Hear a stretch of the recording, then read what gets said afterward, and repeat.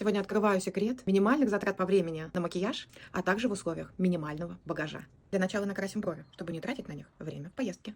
Обязательно беру с собой крем, который убирает красноту и еще больше увлажняет мою сухую кожу. Тональный крем, который будет выглядеть как вторая кожа.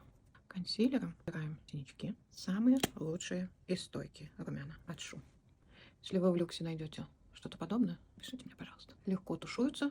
У меня в оттенке 355, один из лучших. Все обязательно припудриваю, чтобы макияж держался очень долго. Брови, поскольку уже накрашены, придется только причесать и уложить. Очень компактные тени от ФМГТ в оттенке 04. Наношу на все веко, растушевываю пальцем. Никаких лишних кистей с собой. Конечно, тушь.